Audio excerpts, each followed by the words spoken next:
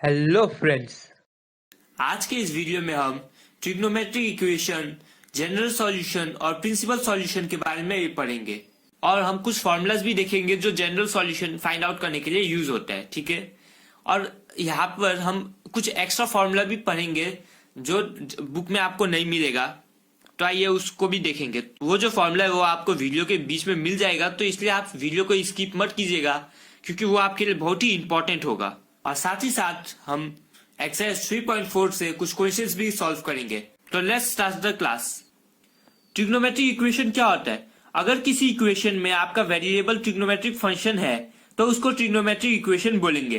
तो trigonometric equation का example हो जाएगा sin x इक्वल्स टू √3/2। ठीक है, तो ये एग्जांपल भी आप ले सकते हैं। अब है प्रिंसिपल सॉल्यूशन। प्रिंसिपल सॉल्यूशन क्या होता है?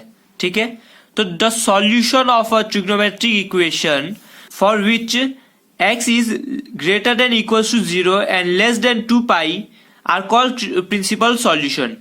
ठीक है, तो इसका मतलब ये है कि जो सॉल्यूशन, जो ट्रिग्नोमेट्रिक इक्वेशन में जैसे sin x इक्वल्स टू √3/2 बोला हमने, यहाँ पर जो sin x इक्वल्स टू √3/2 इसको ले लेते हैं, तो x जो है अगर उसका वैल्यू अगर 0 और 2 पाई के बीच में आता है तो वो सॉल्यूशन को प्रिंसिपल सॉल्यूशन बोलेंगे। ठीक है, प्रिंसिपल सॉल्यूशन में x का जो वैल्यू होगा वो हमारा 0 से 2 पाई के बीच में होगा। 0 हो सकता है लेकिन 2 पाई नहीं होगा। ठीक है, और जनरल सॉल्यूशन क्या होता है? अब the expression involving integer n which gives all solution of a trigonometric equation is called the general solution. ठीक है, तो जनरल सॉल्यूशन में क्या होगा आपका कि जनरल सॉल्यूशन में अगर x का जो वैल्यू है वो आपका फिक्स नहीं होगा। जैसे n आएगा x का वैल्यू पे, जैसे n पाई प्लस समथिंग कुछ हो जाए तो वहां पर n जो है इंटीजर होगा। ठीक है, और n का आप कोई भी वैल्यू पुट करेंगे। अगर 1 पुट करेंगे तो आपका x का कुछ और वैल्यू आएगा। n का वैल्यू अगर 2 पुट करेंगे तो आपका x का वैल्यू कुछ और आएगा। n का वैल्यू अगर 3 पुट करेंगे तो x का वैल्यू कुछ और आएगा। ठीक है, तो इस तरीके से आपका जो वैल्यू है वो x का बहुत सारा वैल्यू आ सकता है, और x का वैल्यू जो है इतना भी फिक्स नहीं है कि 0 और 2 पाई के बीच में ही होगा। x का वैल्यू कुछ भी हो सकता है, तो वो जो सॉल्यूशन आएगा उसको हम जनरल सॉल्यूशन बोलेंगे। ठीक है, तो ये जो एक एग्जांपल है, x का value n pi plus -1 to the power n 4 पाई/3। ठीक है, where n belongs to integer. z का मतलब होता है इंटीजर। ठीक है, क्योंकि यहाँ पर आपको z यूज करते रहना पड़ेगा, तो इसीलिए आपको याद होना चाहिए z, कैपिटल Z का मतलब होता है इंटीजर। ठीक है, अब यहाँ पर ये जो है ये सॉल्यूशन, ये आपका जनरल सॉल्यूशन होगा क्योंकि यहाँ पर x का कोई फिक्स वैल्यू नहीं है। अगर आप n का वैल्यू 1 रखे, z इंटीजर होता है और इंटीजर जो है -∞ से लेके +∞ तक कुछ भी वैल्यू हो सकता है। एग्जाम्पल ले लेते हैं -∞ से +∞ के तरफ, तो -1, -4, -2, 0, 1, 2, 3, 4, 100, 200 कुछ भी हो सकता है। ठीक है, तो वो हो गया z। यहाँ पर अगर आप n का वैल्यू 1 रख देंगे तो x का वैल्यू हो जाएगा pi plus -1 to the power 1। तो -1 टू दी पावर 1 क्या हो जाएगा? -1 इंटू 4 पाई/3। तो आपका वैल्यू हो जाएगा पाई -4 पाई/3। उसको सॉल्व करके आपका जो वैल्यू आएगा वो हो जाएगा आपका x का वैल्यू।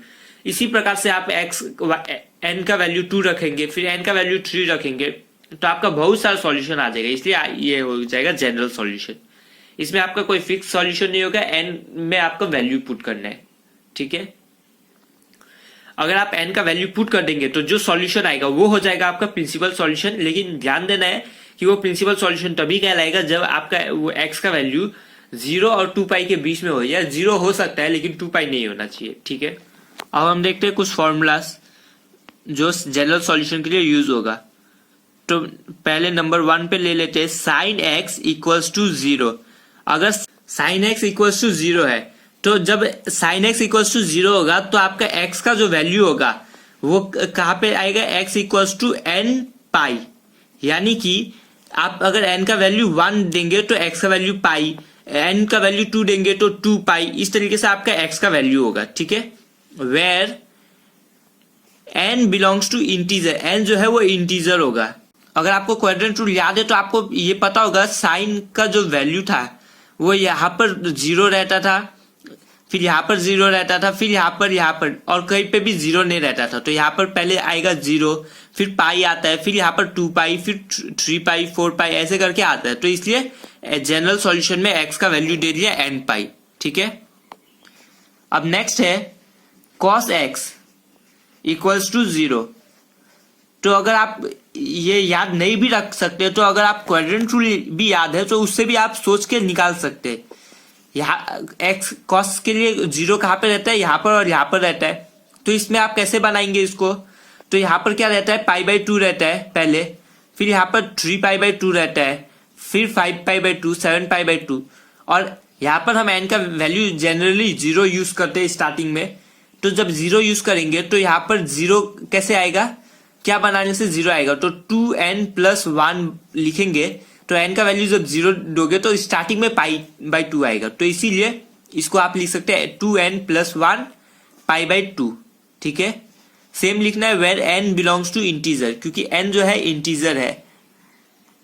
अब है नंबर 3 में tan x equals to 0। tan x equals to 0, तो tan का भी x इक्वल्स टू 0 कब होता है, tan x इक्वल्स टू 0 होता है जब x का वैल्यू n पाई हो।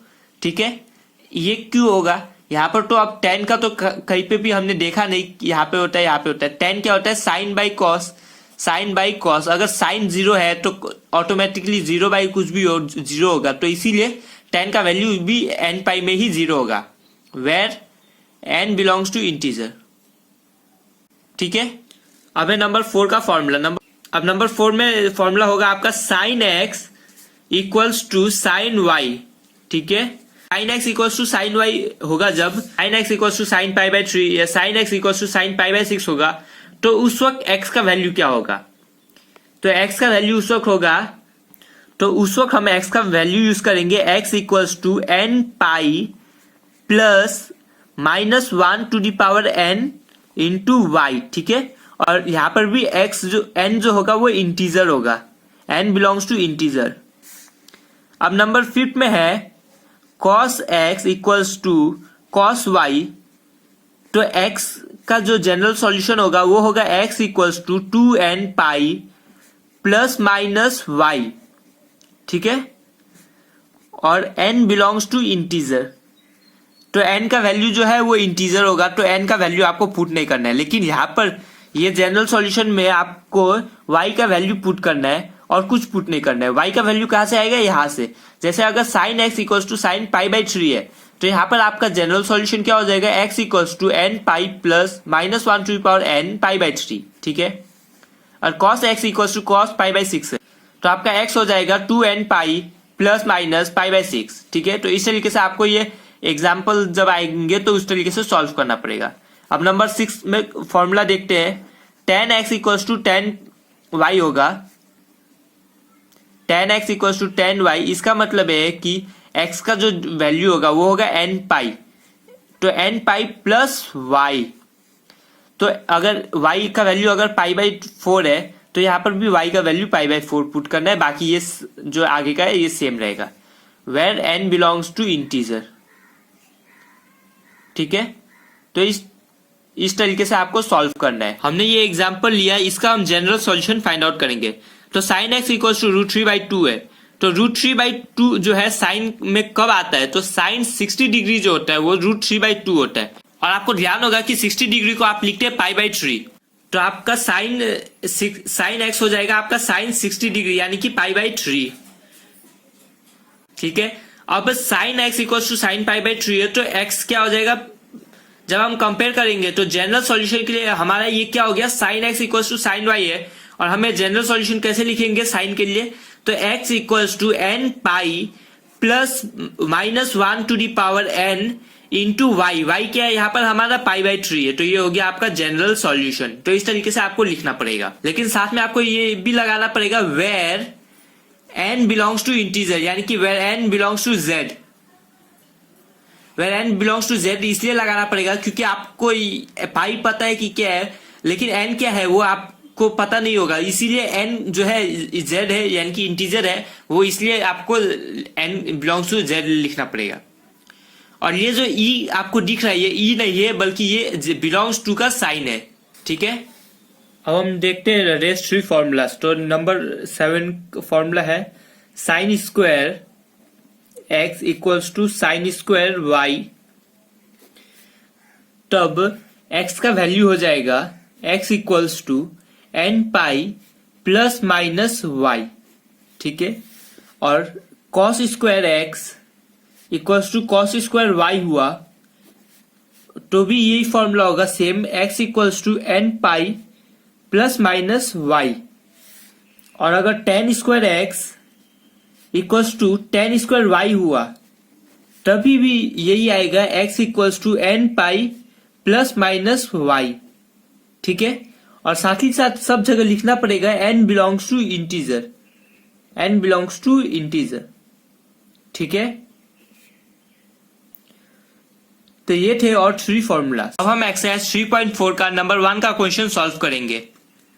तो एक्सरसाइज 3.4 नंबर 1 में क्वेश्चन क्या है हम वो पहले देख लेते हैं।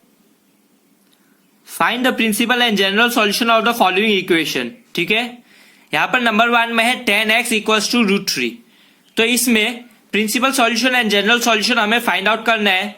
और नंबर 1 में 10x इक्वल्स टू रूट 3 है, तो इसको हम सॉल्व करते हैं अभी। अब हम करेंगे नंबर 1 का क्वेश्चन। नंबर 1 में है 10x इक्वल्स टू रूट 3। तो 10x इक्वल्स टू रूट 3। अब हमें ध्यान देना है कि 10 के फॉर्मूला में रूट 3 आता है tan 60 डिग्री पर।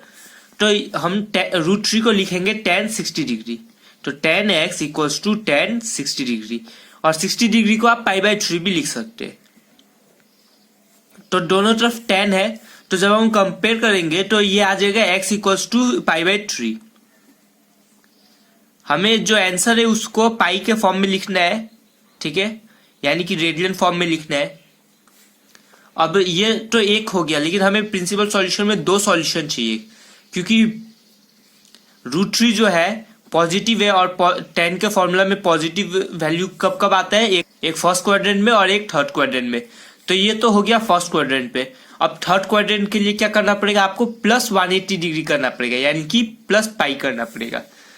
उसके लिए हो जाएगा आपका, तो ये हो जाएगा आपका tan x इक्वल्स टू 10। अब हमें 180 डिग्री यानी कि पाई जो है ऐड कर देना पड़ेगा। तो पाई प्लस पाई बाय 3।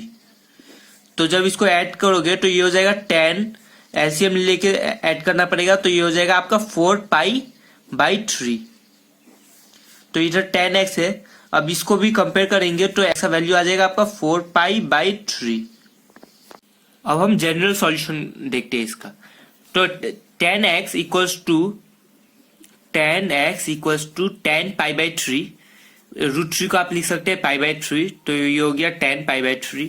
अब इसका जनरल सॉल्यूशन कैसे होगा, ये दोनों तरफ 10x equals to 10 pi by 3 है, तो 10x इक्वल्स टू 10y का जो हमारा फॉर्मूला था जनरल सॉल्यूशन निकालने के लिए, तो वो हो जाएगा आपका x equals to n pi plus pi by 3। Formula में था y और यहाँ पे y हमारा क्या है पाई बाई 3, इसीलिए पाई बाई 3। और साथ ही साथ लिखना है n बिलोंग्स टू z। ये जो साइन है ये बिलोंग्स टू का साइन है, और z का मतलब है यहाँ पर इंटीजर। ये कैपिटल Z है और कैपिटल Z का मतलब होता है इंटीजर, ठीक है। और ये n जो है ये वाला n है, कि इसका मतलब है कि यहाँ पर n का आप जो भी वैल्यू रखेंगे वो इंटीजर वैल्यू होगा और उससे x का अलग अलग वैल्यू आएगा, इसलिए ये जनरल सॉल्यूशन हो गया। अब हम नंबर 2 का क्वेश्चन देखते हैं। नंबर 2 में है sec x equals to 2। sec x equals to 2। अब हमें ये ध्यान देना है कि sec के फॉर्मूला में 2 कब आता है। अगर आपको ये ट्रिग्नोमेट्रिक टेबल याद हो तो ये आसानी होगा कि sec के टेबल में 2 कब आता है। तो sec 60 डिग्री होता है 2, तो ये हो जाएगा आपका sec x equals to sec 60 degree. 60 degree यानी कि पाई बाई 3, तो ये हो गया sec x equal to sec pi by 3। और तो दोनों तरफ sec है तो कंपेयर करने पर x equals to pi by 3, ठीक है। अब ये तो एक हो गया फर्स्ट क्वाड्रेंट में। sec जो है वो पॉजिटिव कब कब होता है, sec जो है वो फर्स्ट क्वाड्रेंट में और फोर्थ क्वाड्रेंट में भी पॉजिटिव होता है। 2 क्वाड्रेंट है जिसमें वो पॉजिटिव होता है, क्योंकि sec x इक्वल्स टू 2 है और 2 क्या है पॉजिटिव है, तो फर्स्ट क्वाड्रेंट और फोर्थ क्वाड्रेंट में इसका सॉल्यूशन होना चाहिए। फर्स्ट क्वाड्रेंट में आपका पाई बाय 3 आ गया। अब फोर्थ क्वाड्रेंट में वैल्यू लेके आना है, तो फोर्थ क्वाड्रेंट में वैल्यू कैसे आएगा, तो इसके लिए हमें 360 डिग्री माइनस 60 डिग्री करना पड़ेगा। तो x equals to pi by 3 हो गया आपका। अब नेक्स्ट के लिए होगा sec x equals to sec, अब इसके लिए हमें क्या करना पड़ेगा, 2 पाई माइनस पाई बाय 3, 2 पाई यानी कि 360 डिग्री। अगर आपको 2 पाई 4 पाई इस तरीके से लिखने में अगर प्रॉब्लम है तो आप डिग्री में भी लिख सकते हैं, लास्ट में जाके इसको आप रेडियन में कन्वर्ट कर दे। तो ये 2 पाई माइनस पाई बाय 3। अब ये क्यों करना पड़ा, पिछला क्वेश्चन में हमने पाई ऐड किया था, अब यहाँ पर 2 पाई माइनस पाई बाय 3 कर दे, तो इसके लिए हमें क्वाड्रेंट रूल याद होना चाहिए। ये हो गया आपका क्वाड्रेंट रूल। तो ये हो गया आपका फर्स्ट क्वाड्रेंट, ये सेकेंड क्वाड्रेंट, ये थर्ड क्वाड्रेंट और ये फोर्थ क्वाड्रेंट। ठीक है, अब यहाँ पर फोर्थ क्वाड्रेंट पर अब हमारा ये सेक है, तो सेक पाई बाय 3, अगर इसको सिंप्लीफाई करके सेक पाई बाय 3 लेके आते हैं और हम इधर से आगे तरफ जाएंगे ऐड करेंगे कुछ भी, तो हमारा सेक कन्वर्ट हो जाएगा कॉसेक में, तो इसीलिए हम यहाँ से नहीं जा सकते, तो हमें यहाँ से आना पड़ेगा। तो यहाँ से आने के लिए हमें क्या करना पड़ेगा, 2 पाई माइनस अब कुछ करना पड़ेगा। तो यहाँ पर क्या, ये सेक पाई बाय 3 लेके आना है, तो हमें क्या करना पड़ेगा, 2 पाई माइनस पाई बाय 3 करना पड़ेगा। इसे और अच्छे से समझना है तो आप क्वाड्रेंट रूल का जो वीडियो मैंने बनाया है उसको आप रिफर कर सकते हैं, तो उसमें आप अच्छे से समझ सकेंगे। तो ये हो गया sec x equals to sec 2 pi minus pi by 3। अब सेक एक्स इक्वल्स टू, अब इसको सिंप्लीफाई करोगे तो ये एलसीएम लेके सिंप्लीफाई करने पर ये आ जाएगा सेक 5 पाई बाई 3। तो अब दोनों तरफ कंपेयर करने से ये आ जाएगा x equals to 5 pi by 3। तो ये हो जाएगा आपका आंसर। तो प्रिंसिपल सॉल्यूशन में 2 सॉल्यूशन चाहिए, तो एक हो गया आपका x equals to pi by 3 और दूसरा हो गया x equals to 5 pi by 3।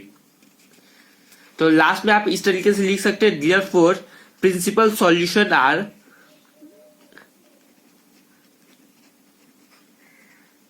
principal solutions are pi by 3 and 5 pi by 3। ठीक है, अब ये सॉल्यूशंस करने के लिए आपको क्या क्या चीज ध्यान देना है प्रिंसिपल सॉल्यूशन में, कि दोनों तरफ का जो ये साइन है ये सेम बनाना है। आपको ध्यान देना है कि कौन सा क्वाड्रेंट में वैल्यूज आ सकता है। ठीक है, तो अब हम इसका जनरल सॉल्यूशन देखते हैं। अब है sec x equals to sec pi by 3। ठीक है, क्योंकि सेक 60 डिग्री था और 60 डिग्री को हमने पाई बाई 3 लिखा था, तो अब इसको हम सॉल्व करते। लेकिन हमारा जो फॉर्मूला था जनरल सॉल्यूशन के लिए, वहां पर हमें साइन कॉस और टेन का था, तो सेक का नहीं था, तो हमें सेक के लिए क्या करना पड़ेगा, इसको आप लिख सकते हैं cos x equals to cos pi by 3। अब इसको हमने डायरेक्ट लिख दिया, आप एग्जाम में भी डायरेक्ट लिख सकते हैं, और नहीं समझ में आ रहा हो तो इसको आप ऐसे करना पड़ेगा। ये सेक का मतलब होता है 1 बाई कॉस, तो ये हो गया आपका 1 by cos x equals to sec pi by 3 का मतलब हो गया 1 बाई कॉस पाई बाई 3। दोनों को रेसिप्रोकल कर दिया, तो ये हो गया cos x equals to cos pi by 3। Cos x equals to cos y हो गया, तो हम अब फॉर्मूला यूज करेंगे cos x equals to cos y का जनरल सॉल्यूशन के लिए। तो आपका एक्स हो जाएगा 2n pi plus minus Y था, तो वाई यहाँ पर क्या है, पाई बाई 3 है, तो हमारा यहाँ पर पाई बाई 3 लिखना पड़ेगा। तो ये हो गया आपका x equals to 2n pi plus minus pi by 3। और साथ ही साथ हमें ये भी लिखना है n बिलोंग्स टू z, यानी कि n बिलोंग्स टू इंटीजर। ठीक है, ये जो n है ये स्मॉल n होगा, क्योंकि यहाँ पर हमने स्मॉल n यूज किए है। अब हम देखते हैं नंबर 3 का क्वेश्चन। नंबर 3 में लिखा है कि cot x equals to minus root 3। आइए इसको सॉल्व करते हैं। तो हमने क्वेश्चन को कॉपी कर लिया है, cot x equals to minus root 3। तो हमें पहले ये ध्यान देना है कि रूट 3 जो है कॉट के टेबल में कौन से डिग्री पे आता है, यानी कि कॉट कितना डिग्री पे रूट 3 होता है। तो कॉट 30 डिग्री होता है रूट 3, तो ये लिखेंगे cot x equals to minus जो पहले से था, अब रूट 3 हो जाएगा कॉट अब 30 डिग्री, तो 30 डिग्री लिख दो, इजी होगा। उसके बाद आप लास्ट में इसको रेडियन में कन्वर्ट कर सकते हैं। अब cot x equals to minus cot 30 degree हो गया। अब cot x हमें दोनों तरफ जो है वो सेम साइन रखना है। यहाँ पे लेकिन पॉजिटिव है, यहाँ पे नेगेटिव है, तो कंपेयर नहीं होगा। तो इसलिए हमें ये नेगेटिव साइन हटाना है। नेगेटिव साइन कैसे हटा सकते हैं? इसको हम लिख सकते हैं कॉट 180 माइनस 30 डिग्री। वो कैसे हो जाएगा आपका 180 माइनस 30? तो क्वाड्रेंट रूल आपको याद होगा। अब हमारा माइनस कॉट नेगेटिव कब होगा? जब आपका ये सेकंड क्वाड्रेंट में जाएगा या फोर्थ क्वाड्रेंट में जाएगा। तो हम सेकंड क्वाड्रेंट में ले लेते हैं। तो यहाँ से जब सेकंड क्वाड्रेंट में जाओगे तो आपका कॉट तो कॉट रहेगा, लेकिन जो साइन होगा वो एक नेगेटिव साइन आ जाएगा। तो इसलिए हम 180 माइनस 30 कर दिए, तो आपका ये नेगेटिव साइन आ जाएगा। क्योंकि जब यहाँ से आप वहां पे जाएंगे तो सेकंड क्वाड्रेंट में सिर्फ साइन पॉजिटिव होता है और कॉस पॉजिटिव होता है, लेकिन कॉट नेगेटिव होता है। इसलिए एक माइनस कॉट 30 डिग्री आएगा। तो इसलिए हम इसको लिख सकते हैं इस तरीके से। तो अब दोनों तरफ सेम हो गया। तो cot x equals to cot 150 degree. तो x इक्वल्स टू 150 डिग्री हो गया कंपेयर करने पर। और 150 डिग्री को आप लिख सकते हैं 5π/6। अगर आपको समझ में नहीं आया कि ये कैसे लिखे, क्योंकि मैंने तो डायरेक्ट लिख दिया क्योंकि मुझे पता था कि 150 डिग्री होता है 5π/6। अगर आपको नहीं पता तो आप इसको सिंपली निकाल भी सकते। आपको डिग्री से रेडियन में कन्वर्ट करना हो तो 150 डिग्री है, इसको रेडियन में कन्वर्ट करना हो तो इंटू π/180 करना पड़ेगा। जब 0 से 0 कैंसिल, अब ये 3 5 15 और 3 6 18, तो ये हो गया आपका 5π/6। तो इस तरीके से आपका रेडियन में कन्वर्ट हो जाएगा। ठीक है, अब ये तो हो गया हमारा एक प्रिंसिपल सॉल्यूशन। हमें प्रिंसिपल सॉल्यूशन में 2 सॉल्यूशन आता है, तो सेकेंड वाला कैसे आएगा? अब हमारा ये नेगेटिव था। नेगेटिव हमारा कौन कौन सा क्वाड्रेंट में आता है? सेकंड क्वाड्रेंट में और फोर्थ क्वाड्रेंट में कॉट नेगेटिव होता है। तो हमारा एक सॉल्यूशन आ गया इसमें। अब फोर्थ वाले में जाने के लिए क्या करना पड़ेगा? 2π यानी कि 360 डिग्री माइनस आपको 30 डिग्री वापस करना पड़ेगा। तो cot x equals to cot 360 degree minus 30 degree करना पड़ेगा इस पे। तो ये हो जाएगा आपका कॉट 360 यानी कि 2π माइनस 30 डिग्री। तो ये आपका फोर्थ क्वाड्रेंट में आ जाएगा। फोर्थ क्वाड्रेंट में कॉट नेगेटिव होता है, इसलिए ये आपका माइनस कॉट 30 डिग्री आएगा तब सिंप्लीफाई करने पर। और इसको 360 माइनस 30 हो गया 330 डिग्री, इधर कॉट एक्स। तो एक्स हो गया आपका 330 डिग्री, और 330 डिग्री को आप लिख सकते हैं 11π/6। ये हो गया आपका। अब हमें जनरल सॉल्यूशन फाइंड आउट करना है। तो जनरल सॉल्यूशन के लिए हमें क्या करना पड़ेगा? पहले क्या है? Cot x equals to cot 5π/6 ले लेते। ये जो आपका था यहाँ पर हम तो छोटा वाला वैल्यू ले लेते, कॉट 150 डिग्री, इसका मतलब है 5π/6। तो हम ये वाला यूज कर लेते। ये भी कर सकते हैं, लेकिन ये सबसे छोटा वैल्यू यूज करने से अच्छा रहेगा। तो आपका ये हो गया। अब यहाँ पर cot x equals to cot y का तो हमें कोई फॉर्मूला पता नहीं था, तो हम यहाँ पर यूज करेंगे tan के लिए। तो इसको हम tan x equals to tan 5π/6 लिख सकते हैं। मैंने बताया था क्यों लिख सकते हैं, क्योंकि जब आप इसको कॉट को tan में कन्वर्ट करोगे तो ये 1/tan x equals to 1/tan 5π/6 आएगा, और रेसिप्रोकल करने पर ये सेम आएगा, इसीलिए आप डायरेक्ट भी लिख सकते हैं। तो ये हो गया आपका tan x equals to tan 5π/6।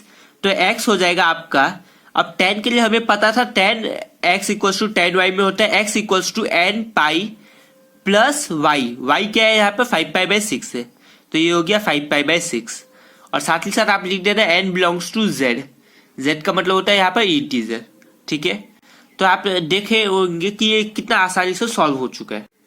तो नंबर 4 का क्वेश्चन भी इसी तरीके से इजीली सॉल्व हो जाएगा, तो इसलिए इसको हम नहीं कर रहे। तो आज के वीडियो के लिए बस इतना ही। अगर आपको ये वीडियो पसंद आया तो वीडियो को लाइक और शेयर जरूर कीजिएगा, और हमें कमेंट में ये भी बताइएगा कि आपको ये वीडियो कैसा लगा। और आप चैनल पे नए हैं तो चैनल को सब्सक्राइब जरूर कीजिएगा, और साथ ही साथ बेल आइकन को भी दबा दीजिएगा, ताकि आप जो नेक्स्ट वीडियो है वो सबसे पहले आप तक पहुंच जाए। Thank you.